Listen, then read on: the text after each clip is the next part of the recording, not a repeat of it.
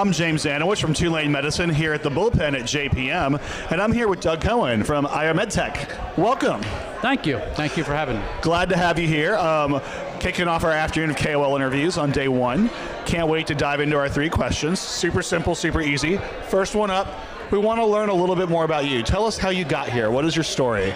So, Medtek has a very unique backstory. We call it the accidental medical device company because I was looking for something for a business partner of mine to do, who's our COO, and happened to stumble across this technology that's a cancer detection technology based on fiber optics.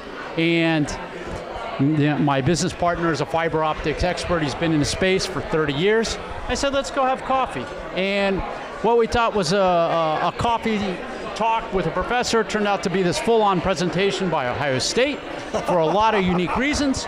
But it turned into something that was very interesting that we walked out of and we said, this could help a lot of people. And if we don't do this, this technology is going to die on the shelf. Right. And the technology was invented at Ohio State in the James Cancer Hospital, and it ultimately started with a professor, Heather Allen, who lost her sister to cancer. And when that happened, she said, what can I do to apply my skills in a way that's beneficial for the world? So she took a sabbatical, started working at the James, pulled in a couple doctors, Dr. Ted Martin, Dr. Charles Hitchcock, who's a pathologist, and then ultimately Jim Coe, who's a professor of chemistry at Ohio State, and the 4 of them invented the technology. I love that you mentioned chemistry because that is the thread. Being a chemist myself, I always love to pull on and point out that you could do no biotech, no life science, no tech without chemistry. It's the elements. But speaking of elements, that kind of gets me to my next question. What are the elements you're focusing on in 2025, or what is capturing your attention right now? I imagine it has to do with your company and moving things forward, but what is it that you're working on? So, great question. Really, we're at a point at Medtek where we've talked about fundable milestones. How can we build value for investors that have already invested in this and future investors? And we talk about fundable milestones as what we've been moving towards. And things that we've done, we've conducted 4 clinical studies and several other pilot studies looking at little things as well. But we've completed those studies and generated great data to show that the technology works.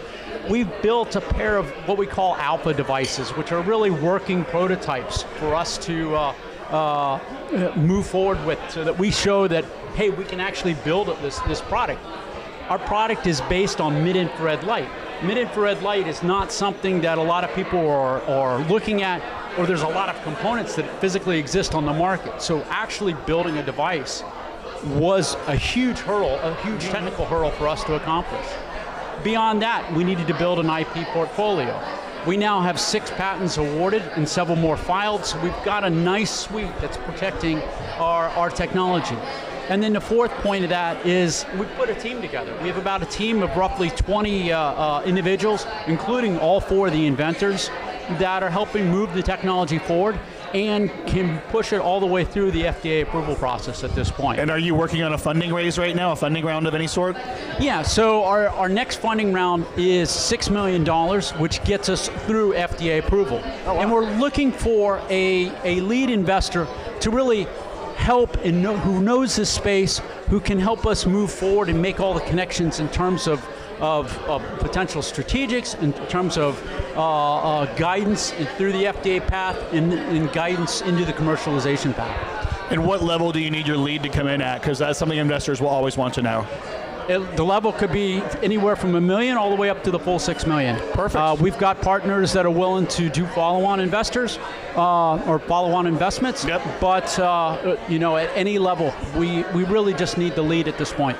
And that's probably a perfect setup to my last question, which coming up for the year, you're part of the Bullpen. You understand the Bullpen's all about finding someone, helping them, and repeating. But when we do our KOL interviews, it's the chance for our members to make their ask of the Bullpen community for how they can help you. So how can the Bullpen community help you this year achieve your goals?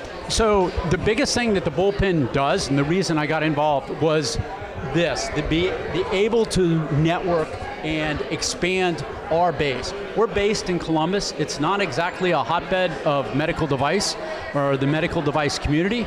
So when I connected with Christian originally, he said, you know, this is what we do. We network out, we branch out, and if I can help somebody else along the way, great. But that expansion of the network is key for us. Well, we'll have to get you down to Bio on the Bayou, because that's what we do as well. And you have to be in New Orleans at Halloween, which is terrible. Horrible time to be down there. I look forward to that. Look forward to that. But no, so great. So we have our Ask the Community. So if you can help Doug out, if you can help with connections, if you can help with lead investor introductions, or if you're a lead investor yourself, that's what you're looking for 2025, right? Absolutely. Perfect. Thanks so much for joining us in the bullpen at JPM. Thank you for having me.